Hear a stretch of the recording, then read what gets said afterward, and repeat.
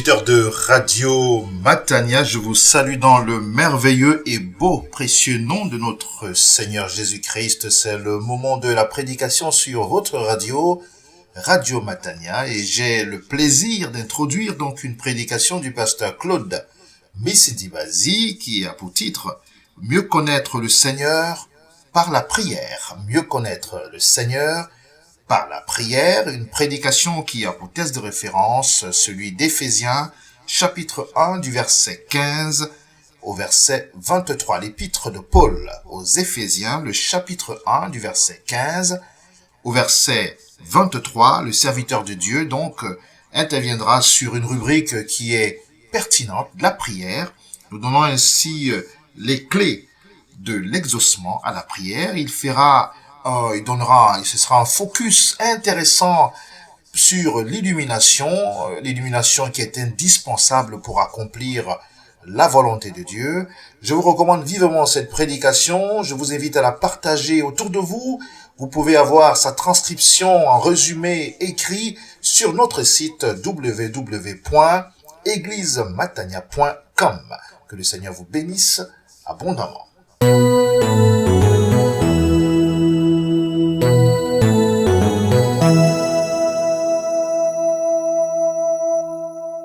Éphésiens chapitre 1, verset 15 à 23. Nous accueillons la parole de Dieu. Amen. Voilà pourquoi, moi aussi, depuis que j'ai appris votre foi dans le Seigneur Jésus et votre amour pour tous les saints, je ne cesse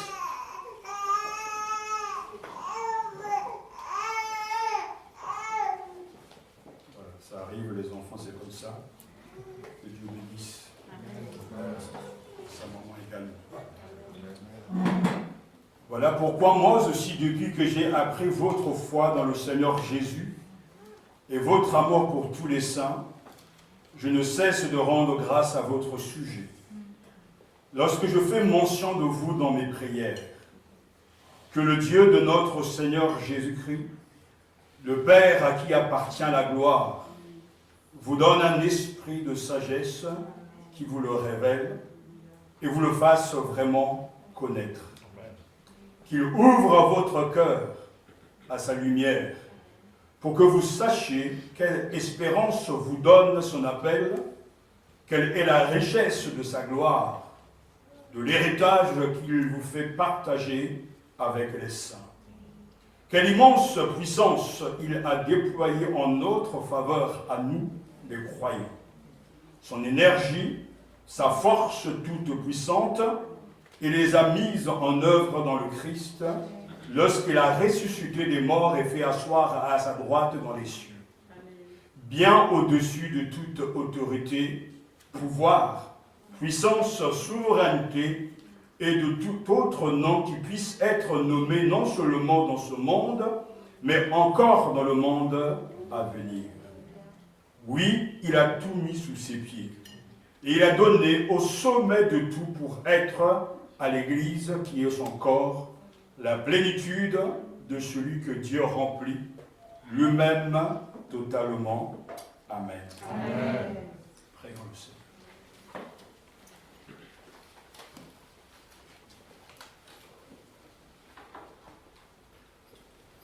Nous disons Amen à cette prière inspirée. Et nous te prions, Père, dans le nom de ton Fils Jésus-Christ, d'ouvrir notre cœur à ta lumière. Amen. Et fais-nous entrer dans la compréhension de ta volonté, de ton dessein et de notre héritage spirituel. Amen. Que le Saint-Esprit glorifie le Christ au-dedans de nous. Amen. Et qu'il nous enseigne les choses qui te concernent. Amen. Et cela pour la gloire de ton nom, pour que nous puissions célébrer ta gloire. Amen. Au nom de Jésus-Christ. Amen. Amen. Merci de vous asseoir.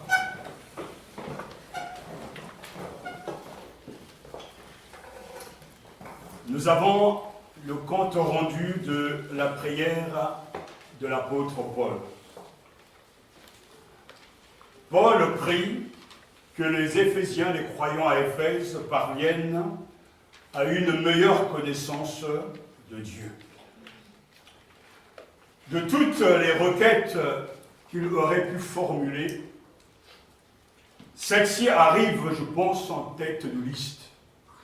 Il y a quelques mois, j'ai fait un cahier des prières de l'apôtre Paul. Et quand Paul prie, il ne prie pas pour des choses terre à terre, matérielles, des biens matériels. Il prie pour des bienfaits spirituels. En effet, dans la Bible, nous avons plusieurs prières. Dans l'Ancien Testament comme dans le Nouveau Testament, des prières que des hommes ont adressées au Seigneur. Et ces prières sont devenues donc des prières inspirées par Dieu pour nous. Quelles sont les requêtes que nous adressons au Seigneur? Dans la continuité de notre thème qui est la Seigneurie de Christ, il était important que nous nous arrêtons pour réfléchir sur le sens de la prière et l'importance de la prière dans la connaissance et pour la connaissance de Jésus-Christ notre Seigneur. Paul prie, je demande que le Dieu de notre Seigneur Jésus-Christ, le Père qui possède la gloire, vous donne par son esprit sagesse et révélation pour que vous le connaissiez. Verset 17. Avez-vous l'impression vraiment de connaître Dieu suffisamment? Est-ce que vous connaissez Jésus-Christ? Car la relation que nous avons avec le Seigneur est la chose la plus importante ici-bas, car lorsque nous connaissons le Seigneur, nous avons fait la paix avec lui, nous avons reçu le pardon de nos péchés, nous avons reçu le don de l'Esprit Saint, et nous avons reçu un héritage formidable en Christ Jésus. Amen. Pour parvenir à une meilleure connaissance de Dieu, de Jésus-Christ, l'apôtre Paul nous rappelle l'importance de demander à Dieu de nous donner, par son esprit, sagesse et révélation, illumination, pour que nous puissions mieux le connaître. Nous le connaissons, mais ce n'est pas suffisant. Plus nous le connaissons, plus nous avons envie de mieux le connaître. Plus nous avons goûté que le Seigneur est bon, et plus nous avons envie encore de mieux le connaître.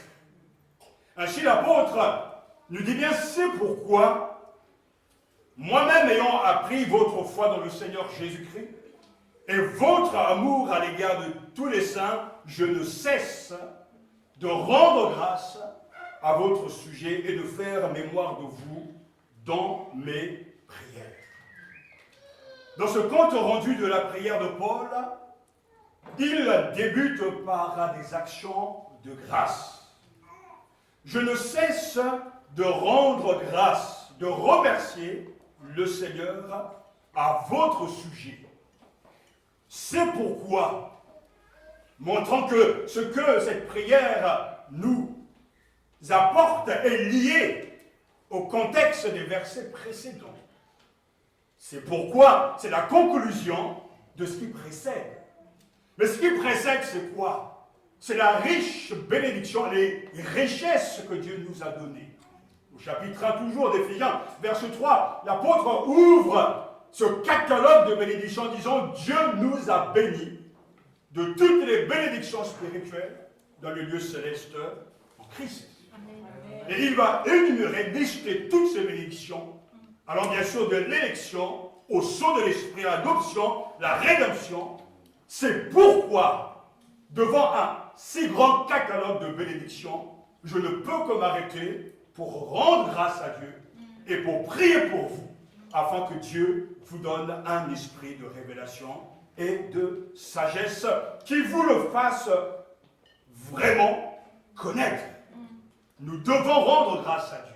Amen. Et Paul rend grâce à Dieu, remercie Dieu, parce qu'il a entendu, ayant appris votre foi, il précise, dans le Seigneur Jésus et votre amour à l'égard de tous les saints.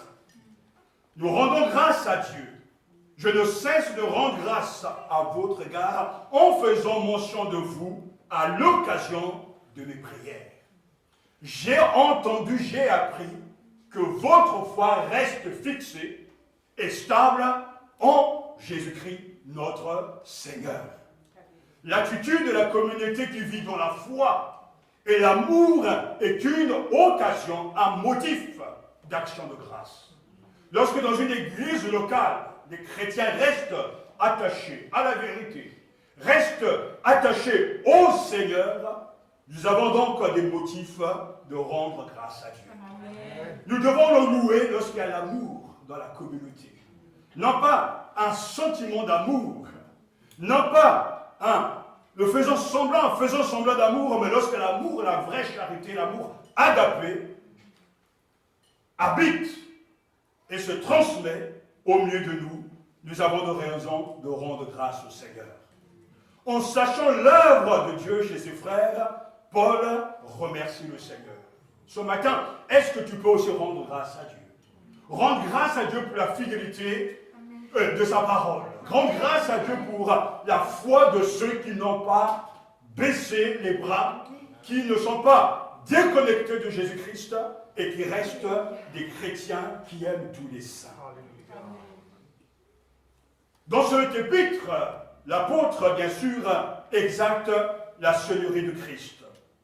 Il prie avec des actions de grâce. À chaque fois qu'il est dans un moment de prière, d'action, il y a des actions de grâce. À chaque fois qu'il se courbe devant Dieu, il se souvient. Et il dit merci au Seigneur. Et au verset 17, il dit que Dieu daigne vous accorder par Jésus-Christ, le Père de la gloire vous donne un esprit de sagesse et de révélation. Dans l'autre version que j'ai, daigne le Dieu de notre Seigneur Jésus-Christ, le Père de la gloire, vous donner un esprit de sagesse et de révélation qui vous le fasse vraiment connaître.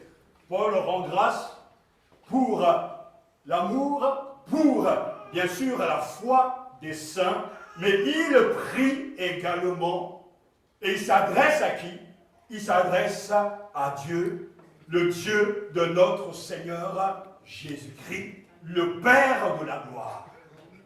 Ainsi, c'est vers lui que l'apôtre s'adresse, et c'est aussi vers lui que nos prières vont, le Père de la gloire, le Dieu de notre Seigneur Jésus-Christ.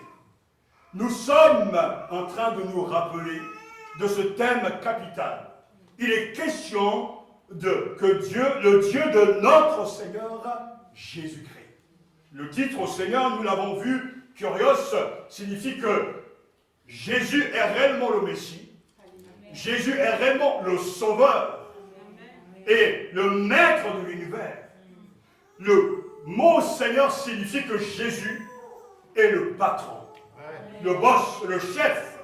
C'est celui qui, en tout cas, détient l'autorité et qui l'exerce avec force, avec puissance.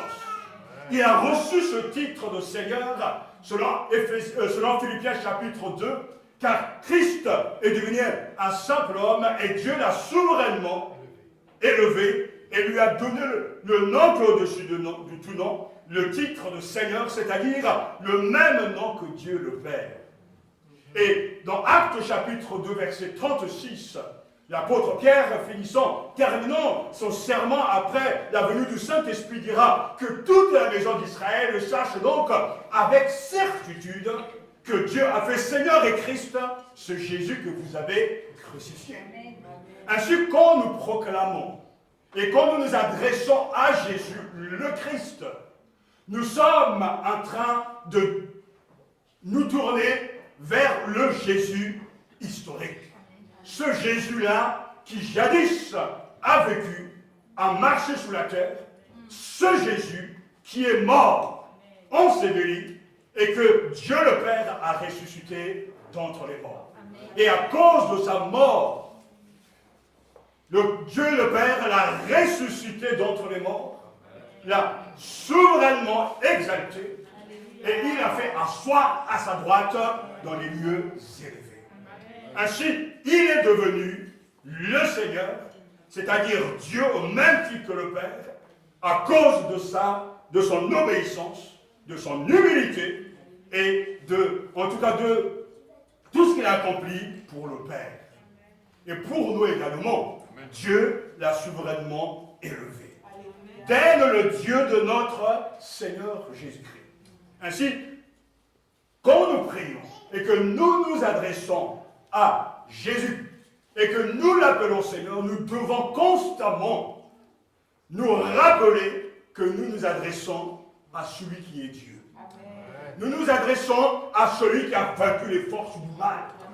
Nous nous adressons à celui qui est plus haut que les cieux, comme dans la prière de l'apôtre Paul, Dieu l'a souverainement élevé et il a déployé la personne du Christ en le ressuscitant d'entre les morts et le faisant siéger à sa droite dans les cieux, bien au-dessus de toute principauté, puissance, vertu, seigneurie.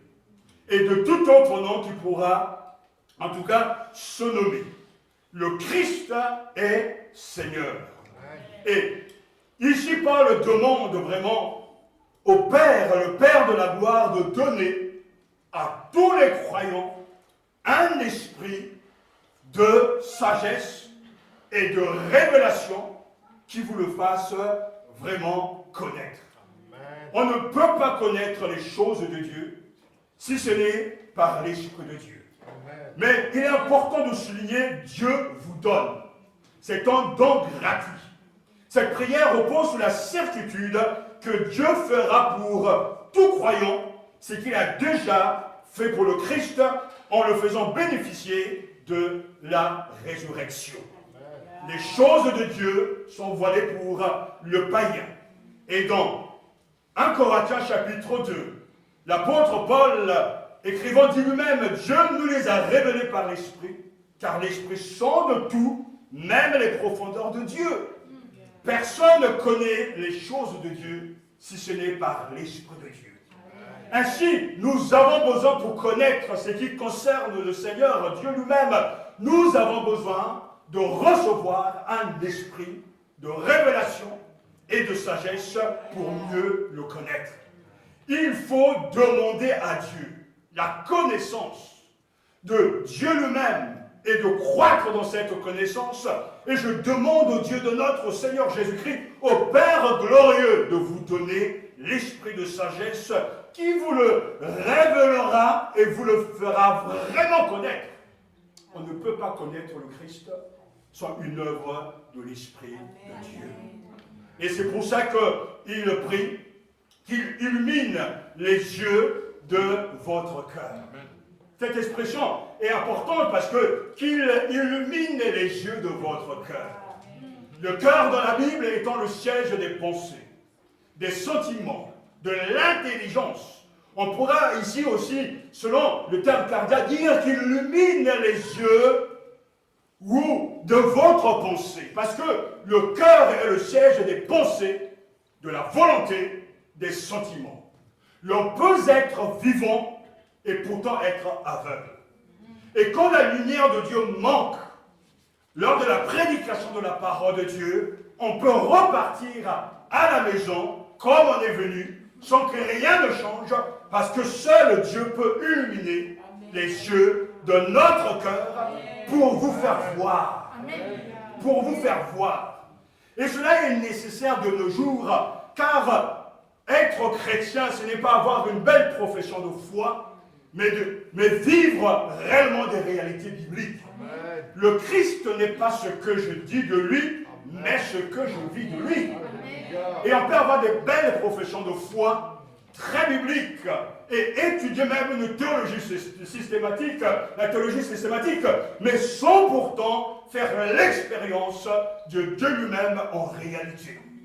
D'où l'importance de prier Dieu. Seigneur, donne-moi une pleine lumière. Augmente mon acuité visuelle. Ouvre les yeux de mon cœur et donne-moi l'intelligence de te connaître et de te comprendre. C'est une œuvre divine. Car Dieu seul, par sa grâce, peut donner à tout un chacun une juste compréhension des choses. Dieu seul peut le faire. Et dans 2 Corinthiens, chapitre 4, versets 3 et 4, l'apôtre Paul, encore lui, écrit « Si notre évangile est encore voilé, il est voilé pour ceux qui périssent, pour les incrédules dont le Dieu de ce siècle a aveuglé l'intelligence, afin qu'ils ne voient pas briller la splendeur de l'évangile, de la gloire de Christ, qui est l'image de Dieu. Nous ne nous prêchons pas nous-mêmes, c'est Jésus-Christ, le Seigneur, que nous prêchons. Et nous nous disons vos serviteurs à cause de Jésus, car Dieu, qui a dit « la lumière brillera », du sein des ténèbres, a fait briller la lumière dans nos cœurs, pour faire resplendir la connaissance de la gloire de Dieu sur la face de Christ. Alléluia! C'est le Saint-Esprit qui sans cesse illumine les vérités spirituelles. Frères et sœurs, chers amis, j'ai toujours dit et toujours enseigné que la plus grande puissance dans le monde n'est pas la bombe nucléaire, même si l'argent est un pouvoir. La plus grande puissance dans le monde qui est sous la puissance et l'influence de Satan, c'est l'aveuglement. L'aveuglement est une puissance. Car lorsque les yeux sont fermés, on parle ces derniers temps de racisme, quand les yeux sont fermés, l'intelligence se pervertit, on voit mal l'autre. Lorsqu'on ne connaît pas la vérité, on ne pourra jamais connaître le mensonge. La grande puissance qui est à l'œuvre, c'est le fait de pouvoir, sous l'influence de Satan, aveugler l'intelligence, les pensées, pervertir l'esprit, pour que les uns les autres s'entretuent, les uns les autres pensent à eux-mêmes et oublient leur prochain. Mais lorsque nous étions païens, et que l'évangile est prêché, et que Dieu, dans sa grâce souveraine, fait tomber sur nous sa lumière, alors là, tout ce qui était humain, notre réflexion terre à terre, éclate pour laisser place à une intelligence divine. Amen.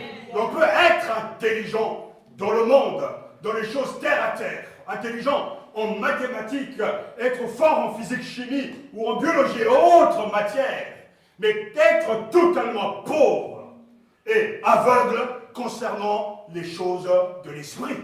Et pourtant, nous savons que la terre et le ciel vont passer, mais celui qui fait la volonté de Dieu demeure éternel. La parole de Dieu ne passera pas. Et dans notre société, dans notre beau pays de France, il y a des Français qui sont aveugles. Ils ont des richesses matérielles, mais ils sont morts spirituellement, ne pouvant pas voir la grandeur de Christ. Que l'Église se lève pour prier. Seigneur, envoie un esprit de révélation et de sagesse pour que ses frères, ses amis, ses collègues au travail, eux aussi bénéficient de ta grâce et que ta lumière brille dans leur cœur pour connaître le Christ dans toute sa splendeur. C'est Dieu qui a dit, la lumière brillera du sein des ténèbres. A fait briller la lumière dans le cœur pour faire resplendir la connaissance de la gloire de Dieu sur la face de Christ. Quand j'étais étudiant en faculté de théologie, je me souviens avoir lu Calvin. C'est Calvin, dans son institution chrétienne, il parle d'illumination à propos de l'action du Saint-Esprit dans la vie du croyant. Cette lumière divine agit sur plusieurs domaines selon lui. Elle concerne d'abord la vocation chrétienne, la conversion des hommes à Jésus-Christ et donne aux croyants la vraie foi. Elle donne également la certitude que les Écritures sont bien de Dieu. Par lui-même, l'homme ne peut pas connaître Dieu. Recevoir l'assurance du salut et produire des œuvres bonnes.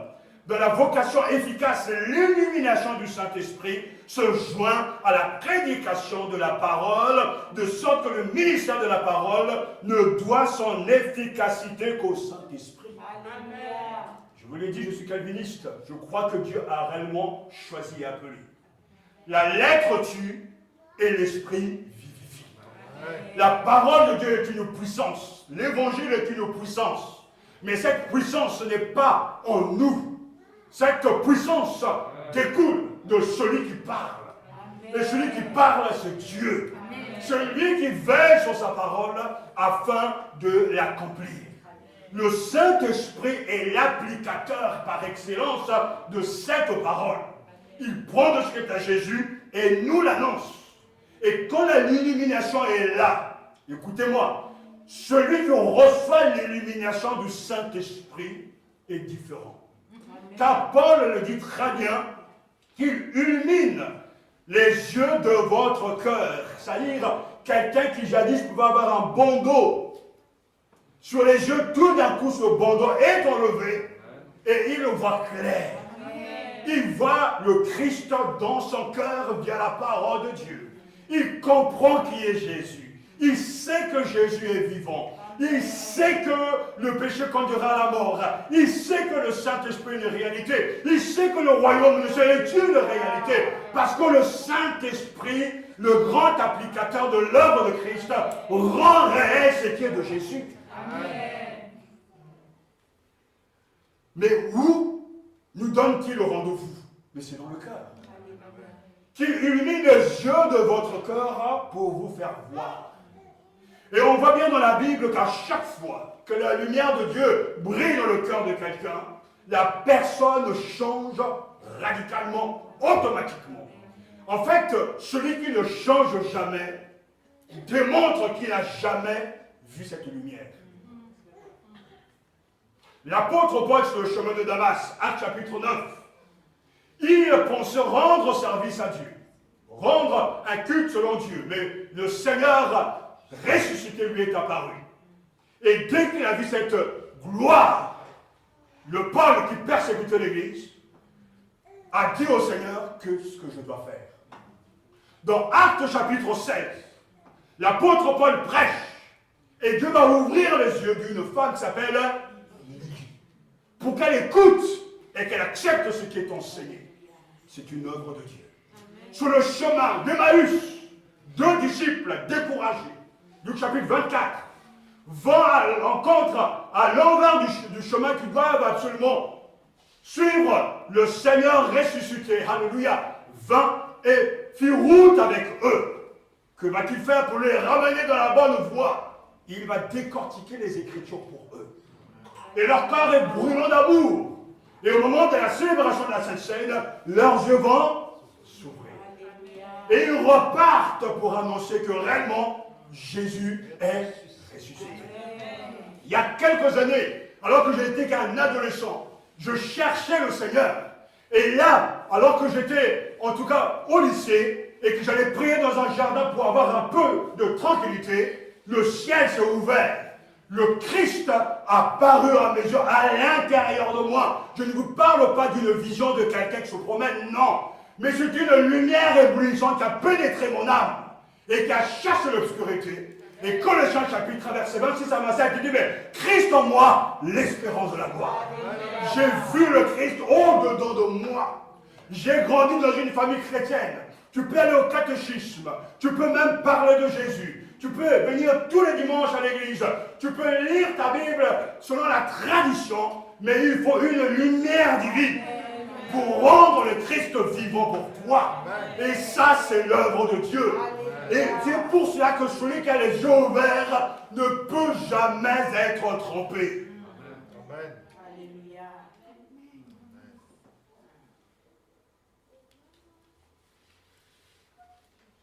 Nous devons retrouver cette prière. Nous devons formuler cette prière. Car dans nos églises, et ça et là, des hommes religieux viennent, et c'est une bonne chose. Mais on ne peut pas être chrétien sans une œuvre divine. Il est impossible d'être fidèle à Jésus, à l'Église. Il est impossible de donner régulièrement ses dîmes et ses offrandes, de demander pardon à Dieu lorsqu'on a péché, sans une œuvre divine. J'étais pasteur un peu ça et là, donc en Belgique, en France, je me souviens que quand on servait le Seigneur à Créteil et que le Saint-Esprit était à l'heure, j'ai vu des frères, des sœurs se lever face à la conviction du péché, venus prendre le micro et demander pardon à l'Assemblée. Celui qui peut le faire, c'est quelqu'un qui vit dans la lumière. Vous savez, on peut toujours parler du même péché, mais il y a des gens qui ne se sentent jamais concernés. On va parler du manque d'amour, mais il y a des gens qui ne se sentent jamais concernés. On va parler du manque justement de fidélité dans l'évangélisation. Il y a des gens qui ne se sentent jamais concernés. On peut parler justement d'infidélité dans la Bible, les offrandes. Il y a des gens qui ne se sont jamais concernés. Et quand l'émotion de la prédication passe, mais quand c'est l'Esprit Saint qui agit, on se dit, je suis cet homme-là, je suis coupable, je demande pardon. Il y a des gens dans l'église qui devront même demander pardon publiquement parce qu'ils ont critiqué, calomnié. Mais malgré la puissance de l'évangile, ils sont convaincus qu'ils ont raison. Mais quand la lumière de Dieu brille, tu te fendre et tu demandes pardon. Dans les moments d'évangélisation, j'ai vu des jeunes se lever pour confesser leur infidélité, leur vie dégénérée. Mais Dieu a fait grâce. Parce que quand nous confessons de péché, il est fidèle et juste pour nous les pardonner. Il y a des gens qui ont tellement éduqué leur conscience qu'ils ne se sentent jamais, en tout cas, titillés par ce que Dieu est en train de dire, parce que la lumière leur manque. Ils sont vivants, il y a un semblant de vivant, mais les yeux sont fermés. Mais quand la lumière brille, on ne peut plus repartir en arrière, c'est impossible. Quand la lumière de Dieu est là, tu ne peux plus repartir en arrière, car tu vois clair. On peut me tromper dans beaucoup de choses, mais je sais que ce livre, le livre de Dieu, on peut te moquer de toi, on peut même te carotter. Mais quand la lumière de Dieu est là, frère, Satan et les forces du mal ne pourront rien contre toi, car tu sais, parce que tu as vu. Attention, je ne parle pas de songes. Je ne parle pas des visions. Et Dieu, dans sa grâce, a donné des dons, bien sûr, de paroles de sagesse, de paroles de connaissance, mais non, ce dont je parle ici, c'est ce que Martin Luther, le réformateur, a vécu. Lorsqu'en lisant l'épître de Paul aux Romains, la lumière de Dieu a brillé sur lui, et il a compris la justification par la foi. Et il a abandonné donc le catholicisme pour devenir donc le grand réformateur que l'on connaît. Dieu fait briller sa lumière dans les cœurs. Et si vous voulez savoir si vous êtes dans la lumière, c'est quand vous verrez une stabilité, une continuité dans ce que vous pensez croire et faire. Quelqu'un qui dit oui et demain retourne en arrière n'a pas encore vécu la lumière de Dieu. N'a pas vu. Quelqu'un qui de temps en temps loue et adore n'a rien compris et n'a pas vu la lumière. Car celui qui a pénétré dans la lumière reste dans la lumière, mais quelle idée aura-t-il de retourner dans les ténèbres? C'est impossible. D'ailleurs, il ne pourra pas. Parce qu'en fait, on ne peut pas se mentir à soi-même. Satan m'a fait douter, mais il ne pourra jamais me faire douter de l'existence de Dieu. Parce que je l'ai vu. Et ça, on ne te l'enlèvera jamais. Et c'est pour ça que Paul prie que Dieu vous le révèle, qu'il ouvre les yeux de votre cœur. Et ça, c'est ce que Dieu doit faire aujourd'hui. Il y a beaucoup de théologie, des théologiens, des pasteurs, des gens qui s'inventent, des gens qui proclament, mais seule la lumière peut tuer les ténèbres. Seule la vérité que Jésus peut dénoncer et mettre à nu le mensonge. Et quand Christ est au-dedans de nous, alors nous sommes dans sa lumière. Vous voyez bien qu'il y a quelque chose de passer du royaume de Satan au royaume de Dieu. De la puissance de Satan à la puissance de Dieu. Et l'apôtre Paul, lorsqu'il prie, mais qu'il ouvre vos yeux à sa lumière, pas la lumière d'un homme, afin que vous compreniez et à quelle espérance où il vous appelle, quelle la richesse et la splendeur des biens destinés à ceux qui lui appartiennent. Il doit ouvrir les yeux pour comprendre d'abord l'appel, l'espérance à laquelle nous sommes appelés. Le chrétien n'est pas dans le désespoir. Malgré la Covid, il ne boit pas du noir du matin au soir. Il y a un espoir pour un vaccin. Mais nous, notre espérance dépend de Dieu. Car espérer, c'est attendre un bien qui vient de la part de Dieu. Et Dieu ne nous mentira pas. Qu'il ouvre vos yeux sur l'espérance à laquelle nous sommes appelés. Un chrétien est appelé à espérer. Tous les matins, Dieu renouvelle sa grâce. Tous les matins, Dieu renouvelle ses bontés. Et nous espérons, nous attendons son grand retour. Pour nous, c'est de la foi que nous attendons par l'Esprit, l'espérance de la justice. Quiconque met en lui une telle espérance, en lui seront purs, comme Jésus-Christ lui-même est pur. 1 Jean chapitre 3, verset 3. Quand Paul prie, il prie pour que les yeux s'ouvrent pour comprendre. Comprendre nos richesses. Comprendre ce que Christ nous donne. Il nous donne une espérance. Le chrétien même a droit à un héritage. Verset 18. Quelle est la richesse et la splendeur des biens destinés à ceux qui lui appartiennent, pour un héritage qui ne peut ni se corrompre, ni se souiller, ni se flétrir. Il vous est réservé dans les cieux. 1 Pierre chapitre 1 verset 4. Nous sommes les héritiers de Dieu et les co-héritiers de Christ. J'ai toujours dit que la motivation à changer, à abandonner tout pour le Seigneur, découle toujours de la valeur des richesses que nous avons. Vous mettez à ma gauche la Bible, tout à ma droite la Bible, et à ma gauche 50 milliards. Et vous demandez aux gens de choisir. Celui qui n'a pas les yeux ouverts choisira les 50 milliards, tout en oubliant qu'il va mourir et que cet argent va rester. Mais celui qui connaît la valeur de la Bible, sa fin, ses prophéties, ses accomplissements, l'œuvre de Christ choisira la Bible. Ce ne veut pas dire que Dieu veut que nous soyons pauvres, ce n'est pas une théologie de la pauvreté, non. Mais il veut nous montrer qu'à des priorités, la Bible, le Seigneur, est une valeur suprême. Et celui qui place en Jésus sa confiance ne sera jamais déçu. Pour un héritage qui ne peut se corrompre, et qu'un jour va venir, chacun de nous a rendez-vous avec la mort, un jour je veux mourir, gloire à Dieu. Je retournerai vers mon Seigneur. Quel héritage vais-je laisser? Tu pourras dire, je laisse une maison, une voiture, un plan épargne. Tout ça, c'est terrestre. Tes enfants vont hériter de ces choses. Mais s'ils ne connaissent pas Jésus, ils sont déjà perdus. Et ils te retrouveront en enfer parce que tu n'as pas choisi le Christ. Mais l'héritage que je veux laisser à nos enfants, qu'on va laisser à nos enfants par sa grâce, c'est la connaissance de Jésus. Nous ne faut pas dire, mon père, ma mère connaissaient Jésus, servaient le Seigneur, louaient la maison le Seigneur. Tel est l'héritage que j'ai reçu d'eux. Je suis petit-fils de pasteur, je sais de quoi, dont je parle. Qu'il n'y a rien de plus important que cet héritage. Amen. Et quand le même moment difficile arrive, je sais que mon nom est inscrit dans le livre de vie. Amen. Je sais que les souffrances sont pour un temps. Je sais que les manquements sont pour un temps. Mais viendra ensuite la gloire. Amen. La destinée éternelle.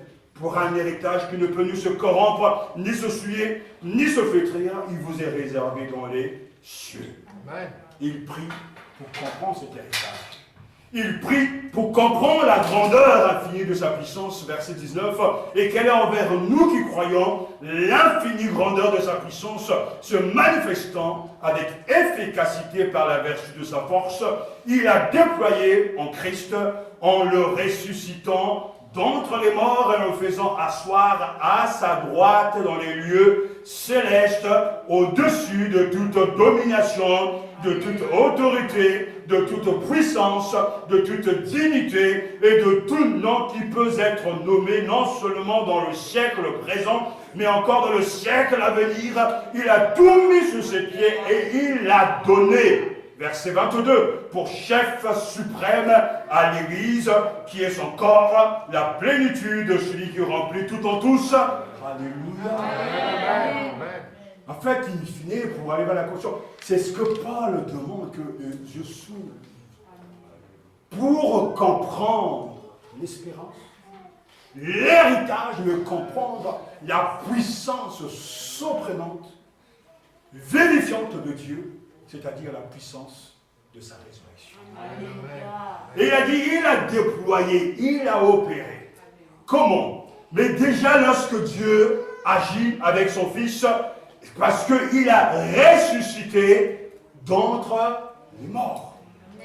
Il a déployé en la personne du Christ, en le ressuscitant d'entre les morts, nous sommes témoins de la plus grande manifestation de la puissance de Dieu. Christ est ressuscité. Plutôt, Dieu a fait ressusciter son Fils. Ensuite, il a exalté, en le faisant siéger à sa droite dans les cieux. Mais ça ne s'arrête pas là. Ça va beaucoup plus loin encore, bien au-dessus de toute principauté, puissance, vertu, sonnerie et de tout autre nom qui se pourra nommer non seulement dans ce siècle-ci, mais encore dans le siècle à venir. Il a tout mis sous ses pieds. Et l'a constitué au sommet de tout, tête pour l'Église. Dieu l'a fait. Il a ressuscité son Fils. Il a exalté.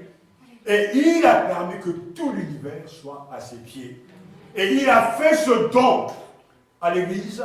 Le Christ, le chef suprême, est devenu la tête pensante de son Église.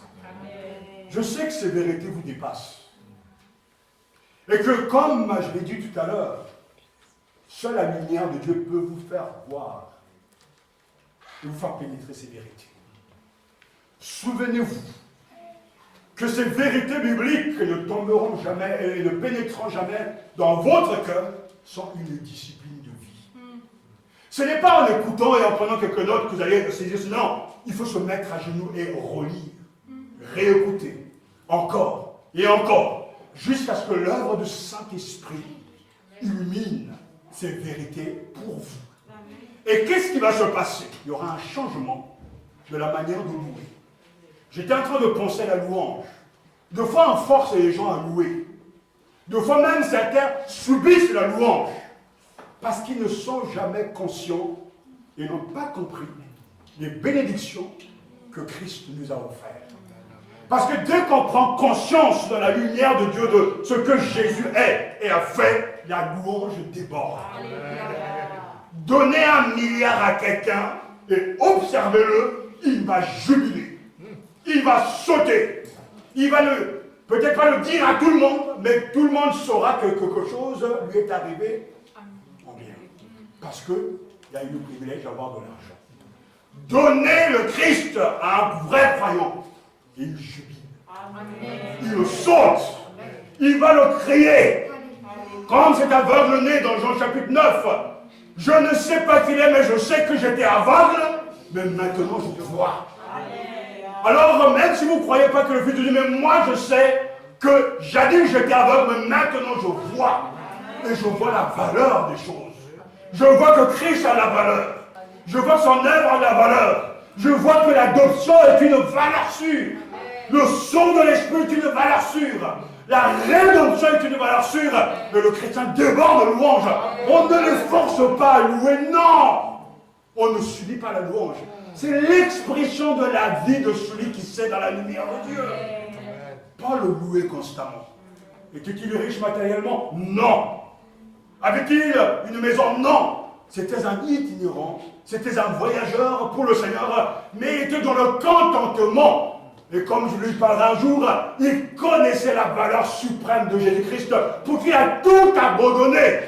Parce qu'il savait peser le pour et le contre. Amen, amen. Une des preuves qui nous montre que les croyants n'ont pas compris ici comme ailleurs, on a beaucoup d'échos de ça et là, c'est que les croyants ne sont pas heureux. Ils sont même très tristes.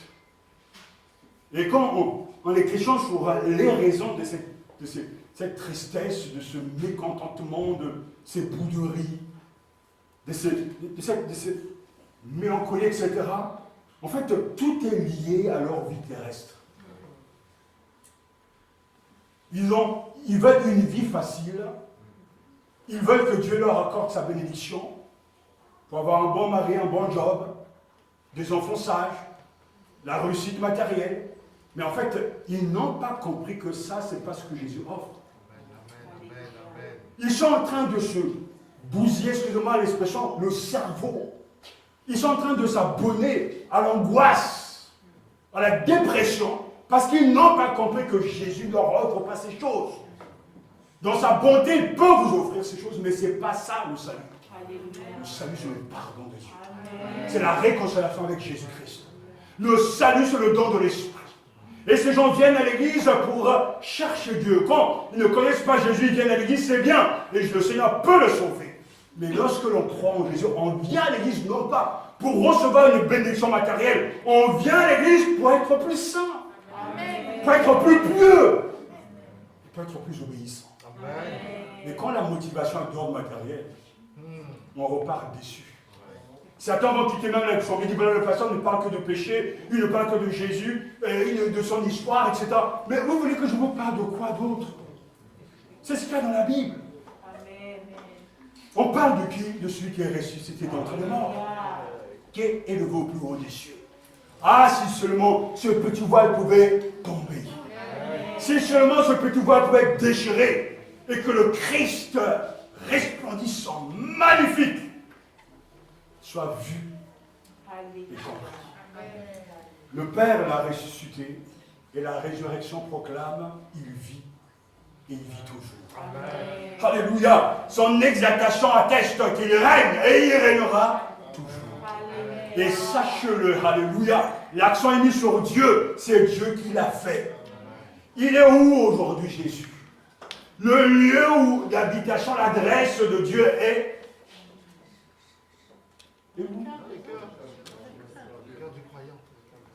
Mais l'endroit où il est. Où est-il? Quelle est la sphère de Dieu? Dans les cieux. Christ remplit le ciel et la terre. Écoutez bien parce que c'est très important. Il a ressuscité et il a mis bien au-dessus de toute principauté, puissance, vertu, seigneurie et de tout autre nom qui se pourra nommer, non seulement dans ce siècle-ci, mais encore dans le siècle à venir. Il a tout mis sous ses pieds et l'a constitué au sommet de tout, être pour l'Église, laquelle est encore la plénitude de celui qui remplit tout en tous. Le Christ est assis à la droite de Dieu dans les cieux. Ce que je veux vous dire, c'est que le centre a changé. Le chrétien ne vit pas et le centre n'est pas la terre.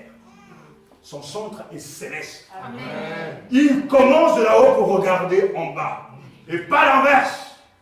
Parce que quand le centre est terrestre, on ne vit que pour la terre. Et on n'abandonne rien. Mais comme Christ est assis à la droite de Dieu, c'est une intronisation, son exaltation, le chrétien lui-même est assis avec Christ dans les lieux célestes. Oh Dieu, ouvre les yeux de ton peuple.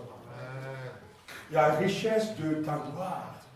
Et c'est pour ça que Paul encore veut tellement nous convaincre ce matin. Nous qui étions morts par nos offenses, nous a rendus vivants. Avec Christ, c'est par grâce que vous êtes sauvés. Écoutez bien, le nous est important. Il nous a ressuscités ensemble.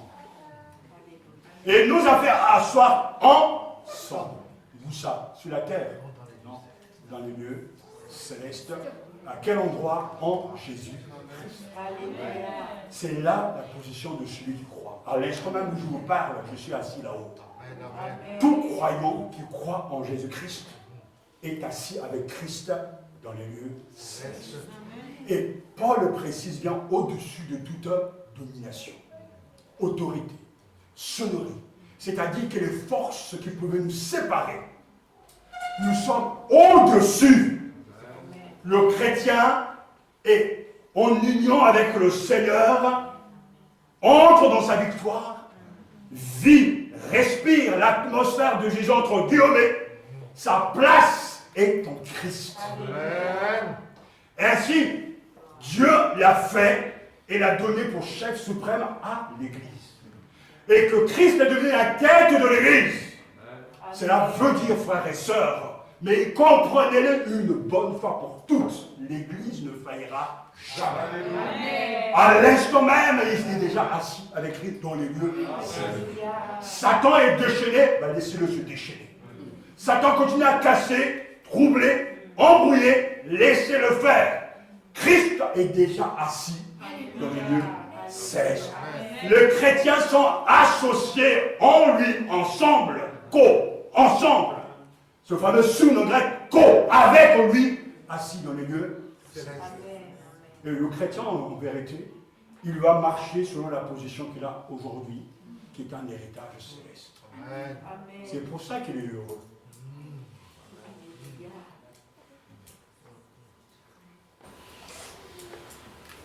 Conscient que Jésus est devenu la tête.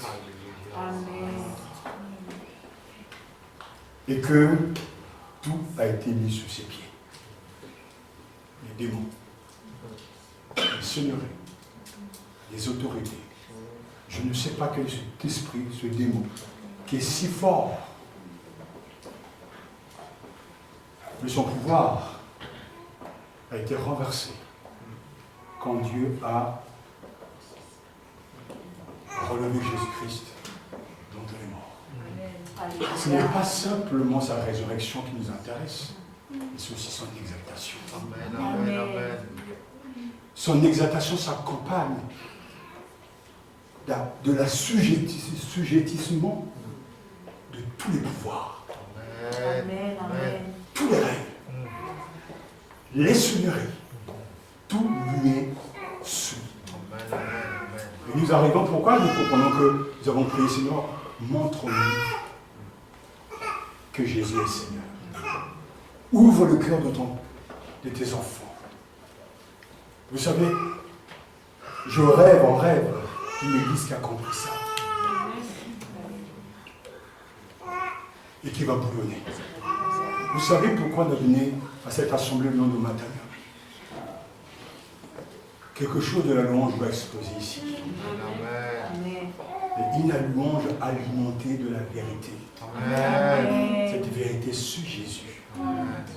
Parce que quand il sera vu de tous, des enfants, des adultes, et que la religion sera renversée, l'esprit religieux rejeté, le Christ dans toute sa splendeur,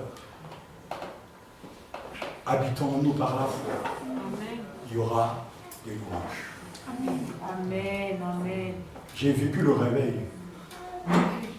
J'ai vécu des temps forts en Angleterre.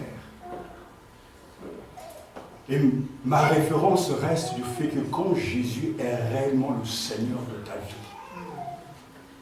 tu deviendras une célébration de louange. Alléluia. J'ai du mal avec les gens qui disent pas Amen quand on parle de Jésus. Je ne crois pas qu'il soit né de nouveau. L'homme spirituel au-dedans de moi dit oui.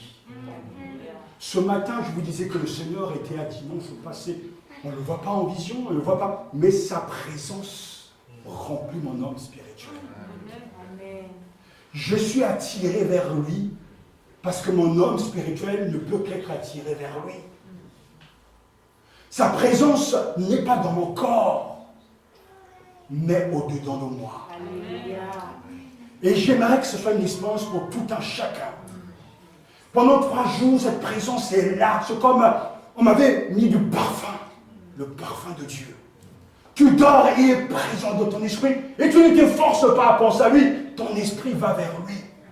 C'est le Christ au-dedans de toi. Amen. Et la louange, quand je parle, on parle de mon Seigneur, je dis qu'Amen. Mais me dire, voilà, Jésus est Seigneur, je garde la bouche fermée, c'est un mensonge. Je dis Amen et Alléluia. Non pas pour un homme, mais pour celui qui est réellement mon Seigneur et mon Sauveur. Nous sommes engagés à prier pour vous, constamment. Et c'est là notre intercession. Que Dieu vous ouvre les yeux spirituels. Amen. Que le Saint-Esprit fasse œuvre pour vous. Amen. Car nous voulons tous aller au ciel. Alléluia. Qu'il ouvre les yeux de votre cœur. Et que ce changement soit réel. Ce changement soit sûr. Et qu'on cesse de revenir sur les mêmes choses. Le Saint-Esprit, c'est lui qui le fait. Faisons nôtre cette prière. Seigneur, ouvre les yeux de mon cœur. Amen. Je dirais même, arrêtons des autres prières. Et demandons seulement jusqu'à ce que ça arrive. Et je me suis posé la question, mais Seigneur, pourquoi aujourd'hui, alors qu'il y a 20 ans, 30 ans, les conversions ont été vraiment remarquables. Des conversions vraiment radicales. Merci. Les gens se convertissaient, ils laissaient tout pour suivre Jésus. Aujourd'hui, les gens se convertissent et encore année après année. Pas petite douce, ça est là. Donc que Seigneur, fais-nous revivre ces temps-là. Amen. Montre ton visage, Seigneur. Montre ton visage. Je vous invite à prier. Prenez vos Bibles, on va faire la même prière. C'est l'apôtre Paul, en réponse à ce que nous avons entendu.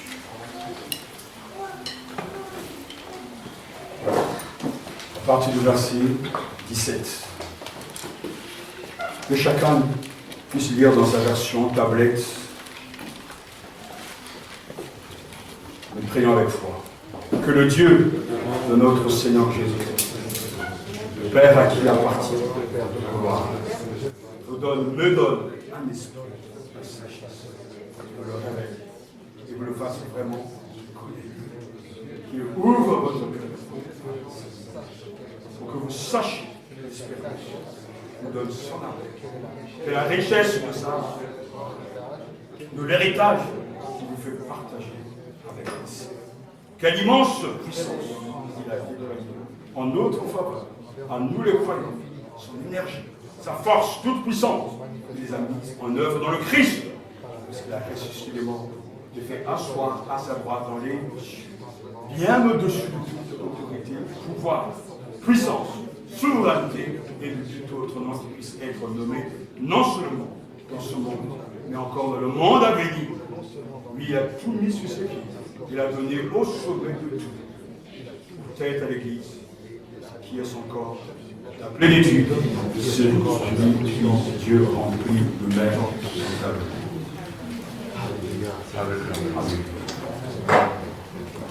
Amen. Au nom de Jésus.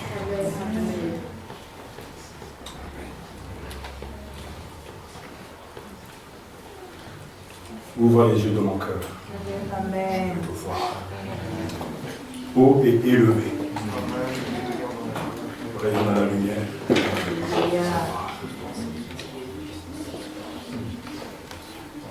Béni soit Dieu.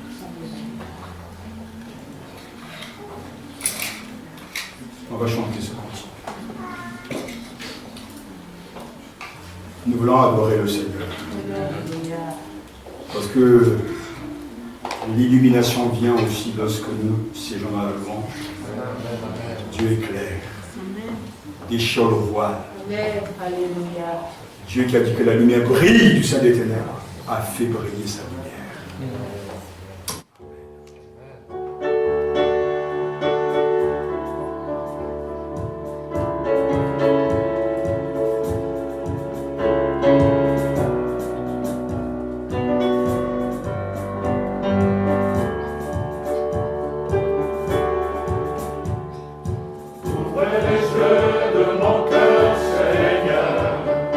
Ouvrez les yeux de mon cœur, je veux te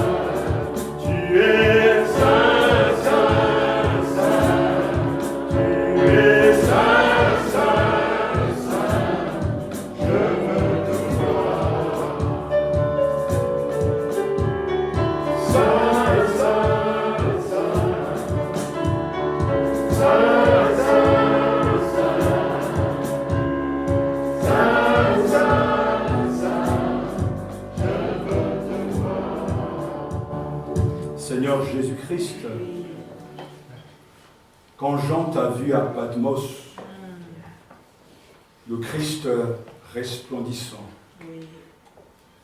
le vainqueur, glorieux, il tomba à terre à genoux.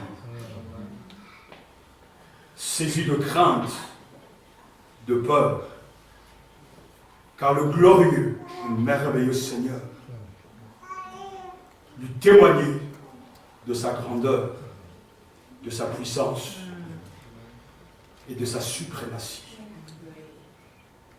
La vraie louange ne peut venir, le vrai prosternement ne viendra que lorsque nos yeux sont ouverts.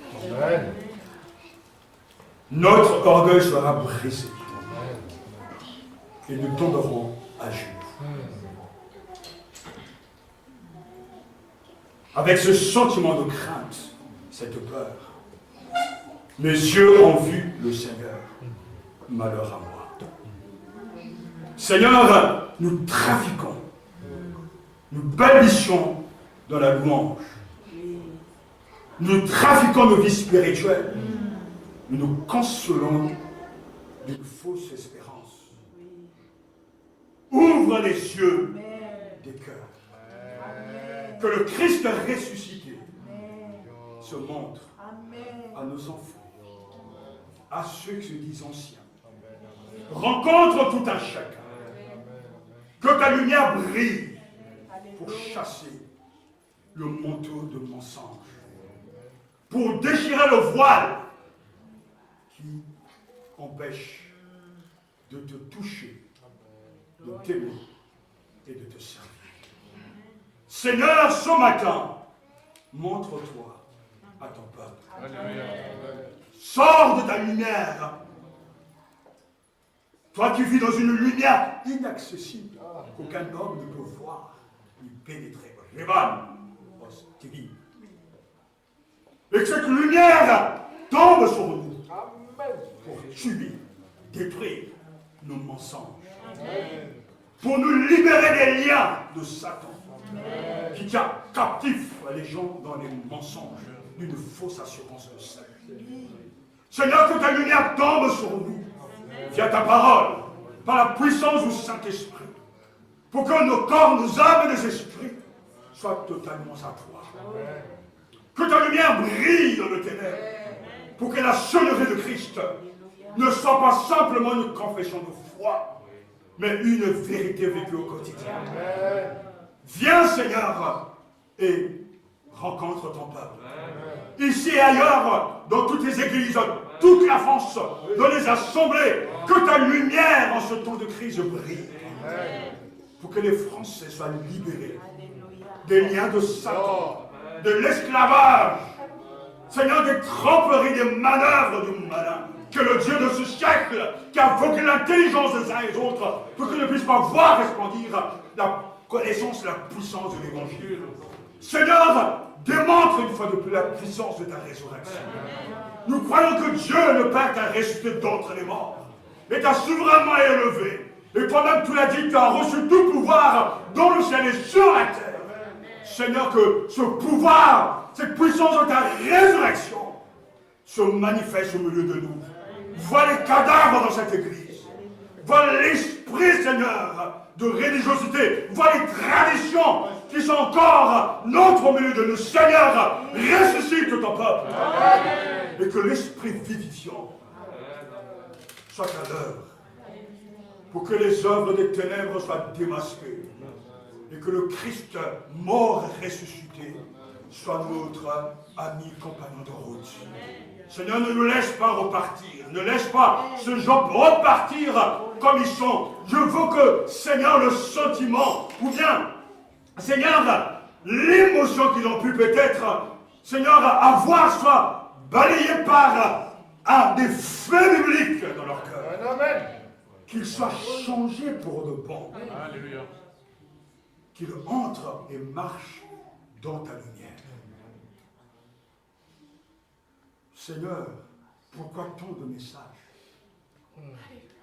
Pourquoi tant de prédications si tu ne veux pas sauver ces gens? Tu ne veux pas que nous jetons le Père aux pieds, Seigneur. de ceux qui le rejettent. Tu ne veux pas que ton peuple soit égaré, la proie du mensonge.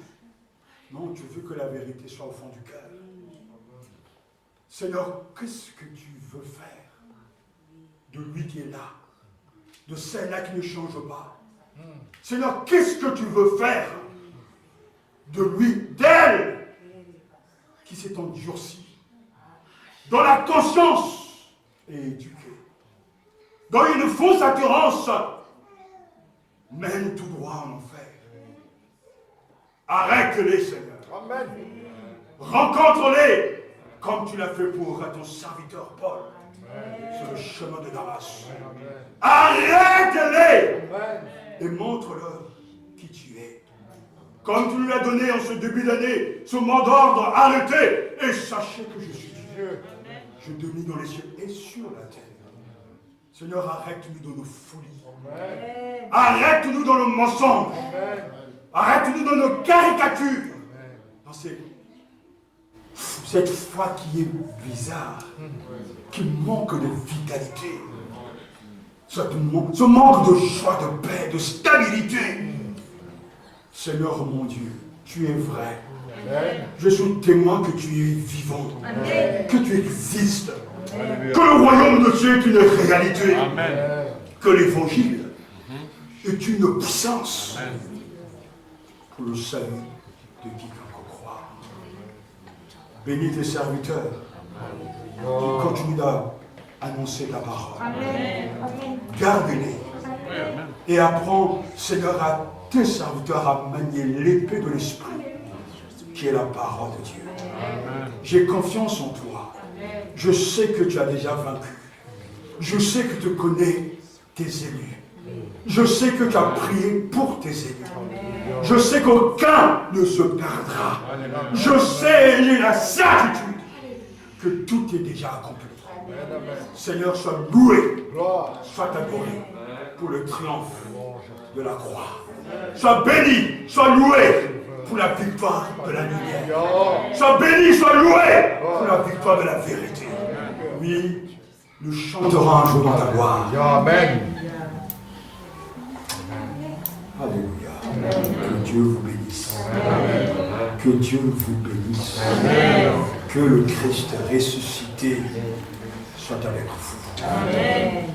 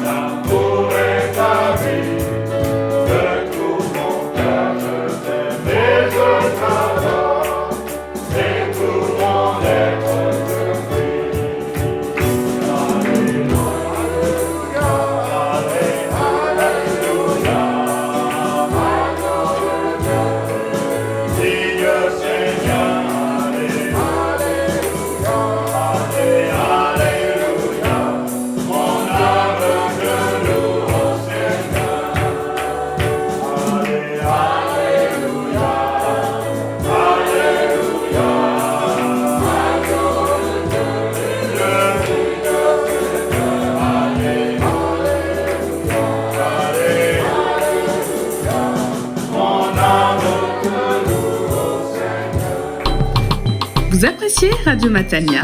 Vous apprécierez également notre site web églisematania.com, un site web vous informant de nos activités, vous proposant des résumés et replays de prédications.